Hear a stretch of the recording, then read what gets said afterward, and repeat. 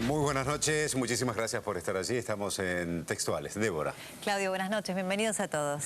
Comenzamos saludando a nuestros panelistas, la señora Silvia Freire. Silvia, buenas noches. Buenas noches. Adrián Noriega, ¿cómo Hola, estás? buenas noches. Tatiana Shapiro. Muy buenas noches, ¿cómo están? Nuestro invitado del día de hoy, el señor Julio Bárbaro. Julio, buenas noches y muchas gracias por estar aquí. Gracias a ustedes. Usted dijo hace poco una frase que me llegó mucho, tiene que ver con que dijo, el peronismo o ser peronista es nada. ¿Es tan así, Julio?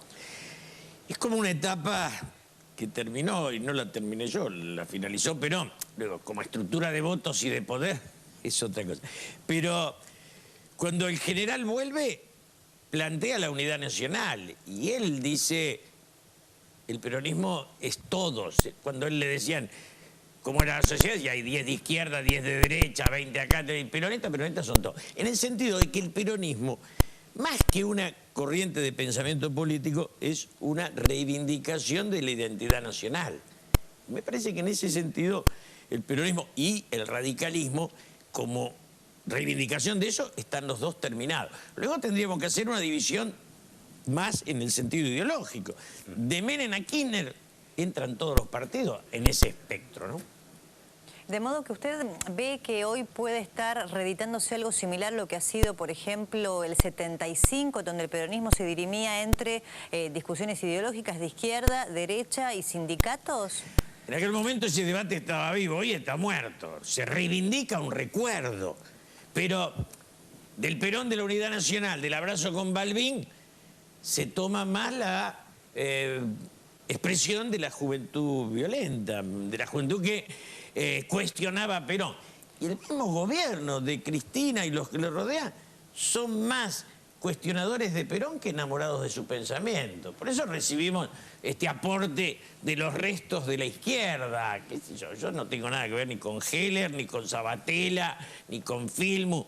Digo, me parece que eso tuvo su historia. En la Argentina nunca ganó una elección.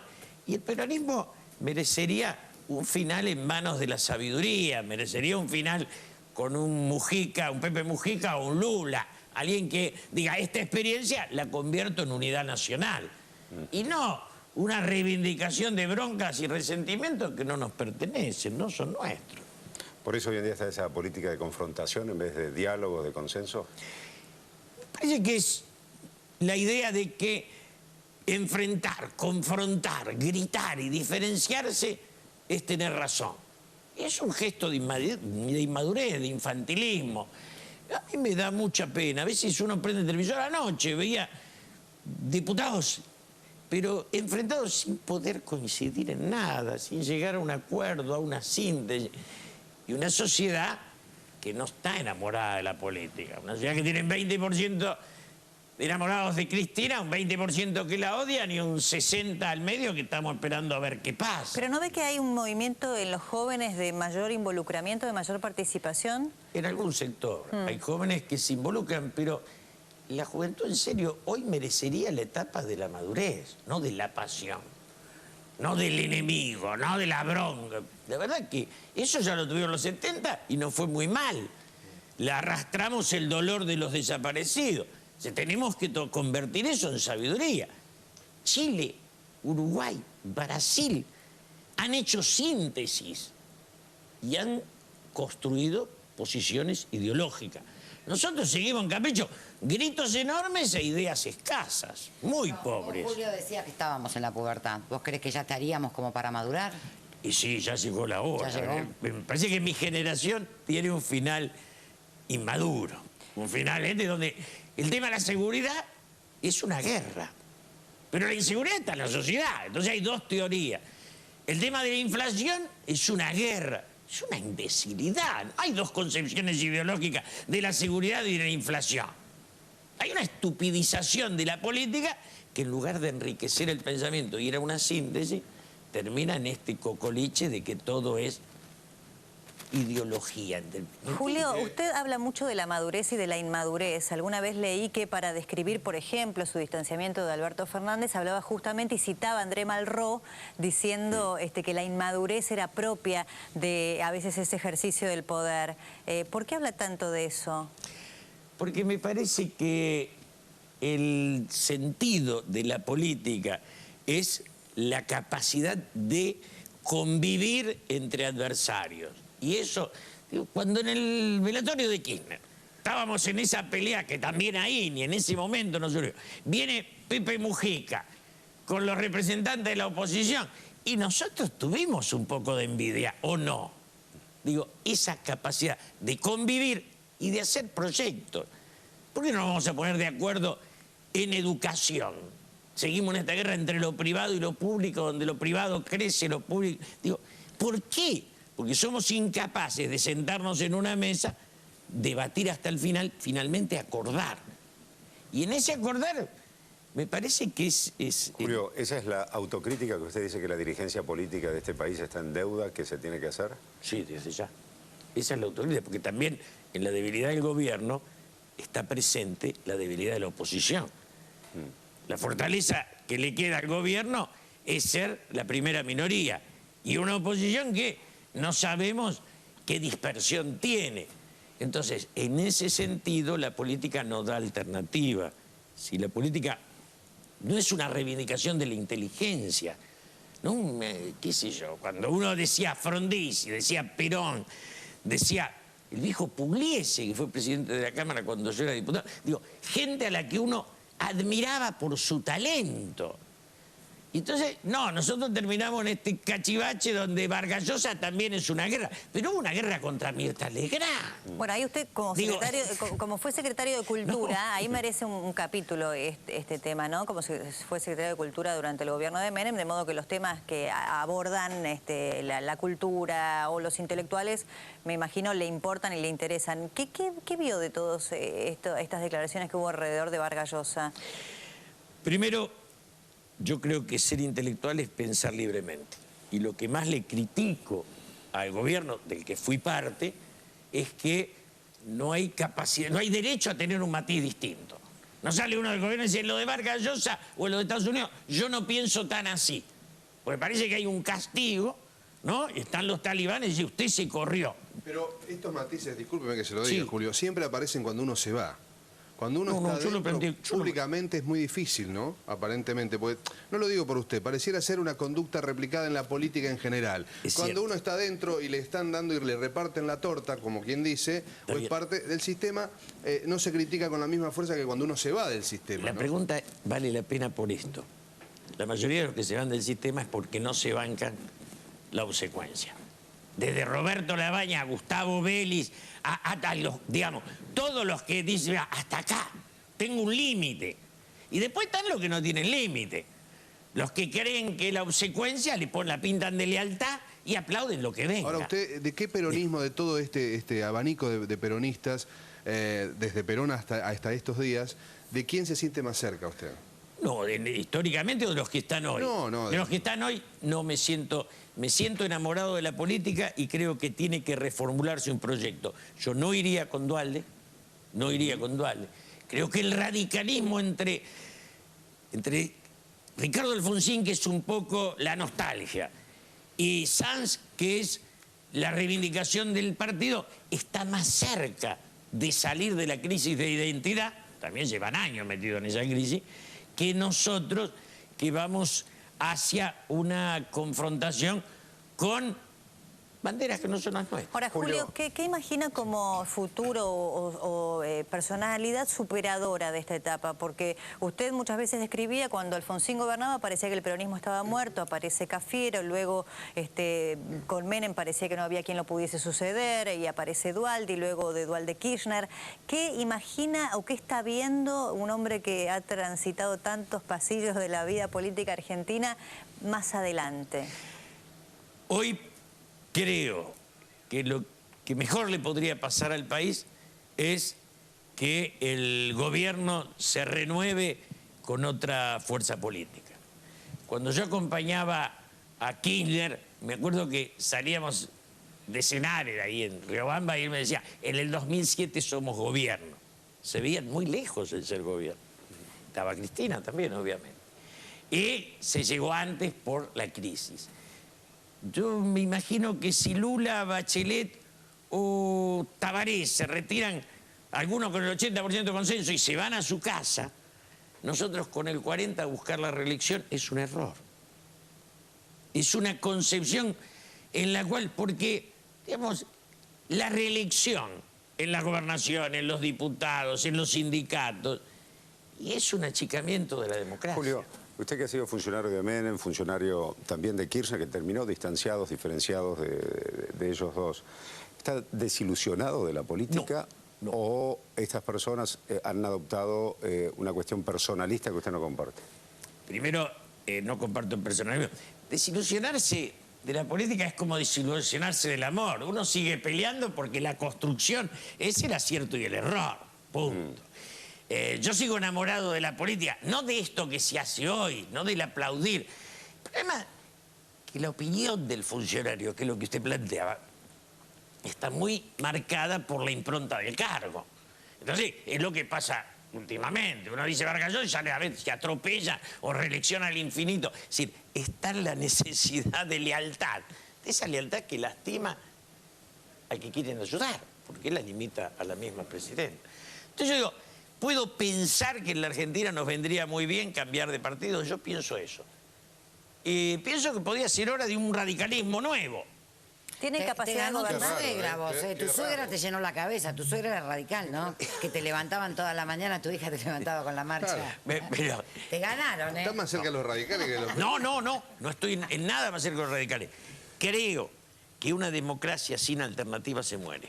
Sin alternancia agoniza. Pero usted no cree, como peronista histórico, que podría buscar, digo, me parece, ¿no? No lo encontramos hoy. Dentro del peronismo. Cuando Bachelet, con el 83% de consenso, pierde contra Piñera, esa democracia está funcionando. Mire, hay una frase maravillosa de Les Wałęsa.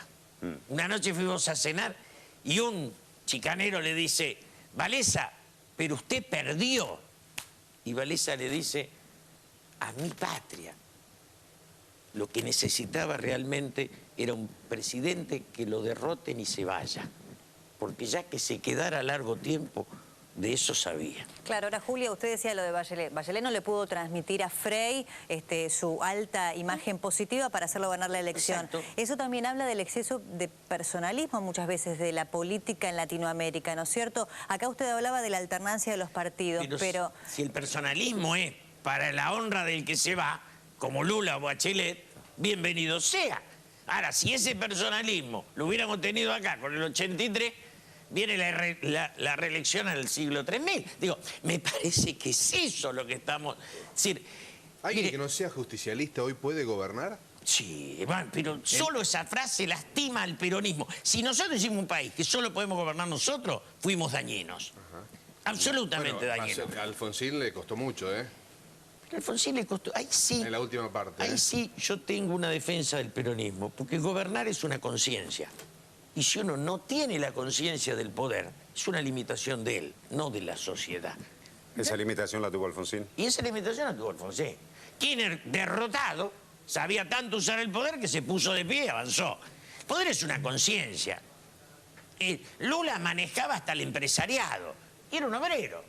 Y tardó mucho tiempo en llegar. Quiero decir, no es el instrumento, es la sabiduría que yo tengo de usarlo. Todos pueden gobernar. Ahora, no todos saben gobernar, esto es otra cosa. ¿Usted dentro del peronismo no encuentra a nadie que pueda convertirse en ese referente cuando, como habla de Lula, de Mujica, no ve nadie? No lo hay porque además ellos lo hacen en una construcción que no es... Pero vimos un partido que no existe como partido. Era todo menemismo y los que discutíamos con Menem no fuimos. Ojo, yo con Menem me considero enemigo y con el gobierno tengo diferencias. Es muy distinto. Digo, para mí Menem fue una traición y aquí hay exceso, pero no, digamos, no es mi enemigo el gobierno. Pero me planteo como idea de fondo que la riqueza de la política... La frase que usted dice que la dicen todos, la dice el taxista. Acá solo puede gobernar el peronismo. Le habremos hecho mucho daño al país. Además, lo que están gobernando, el peronismo tiene muy poco y nada, ¿o no? O sea que... Sí, fue funcionario de Menem, pero ahora dice hubo traición. Yo con Menem me fui mal y con Kirchner no me fui mal. Con Menem me insulté porque me pareció que desde la venta de YPF a la privatización de los trenes, la destrucción de la sociedad estaba en la mesa. Acá no. Acá hay cosas que coincido y otras que no. Pero me parece que necesitamos una sociedad capaz de ver los matices. la riqueza está en los matices. Si no somos pintores de brocha gorda, que hay una hinchada de Boca, una hinchada de River, una hinchada peronista, una hinchada anti. Eso es infantil, es retrógrado. Ahora, Julio, escuchándolo, me da la sensación de que usted está planteando algo así como que hay que desperonizar a la Argentina respecto de este modo de ejercicio del poder, ¿no? La desperonizó Perón, no yo. Y Perón la desperonizó muy claramente. Pero además, los viejos peronistas tenían bronca. Porque Perón le daba la presidencia de la Cámara a los democristianos.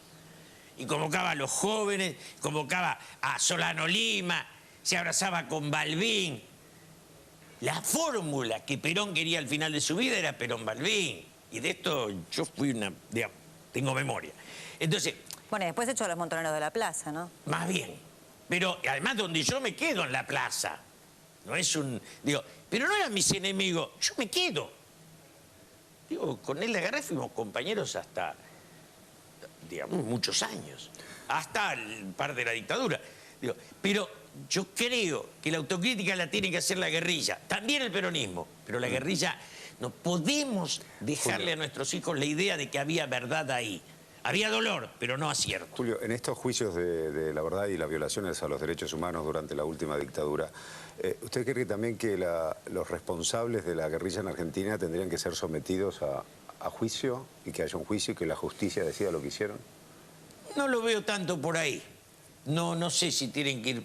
No, creo que no. Lo que me parece que es negativo que se haga una reivindicación. Digo, que es tan nefasto el victimario que había verdad en la víctima.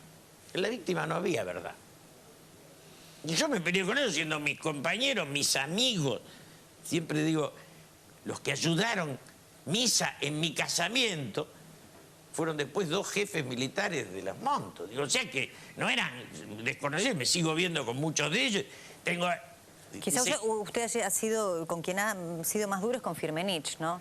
Firmenich fue un ser nefasto. Nefasto porque ellos se la agarran con López Rega, pero en el sumum de su lucidez eligieron a Firmenich como jefe, que hoy no lo pueden mostrar porque es inmostrable. Perón cae en López Rega en el final, pero tenía a Luder, tenía a Miranda, tenía a Gelbar, tenía a Tayana, tenía gente brillante. Y en su decadencia cae en el brujo, que es innegable.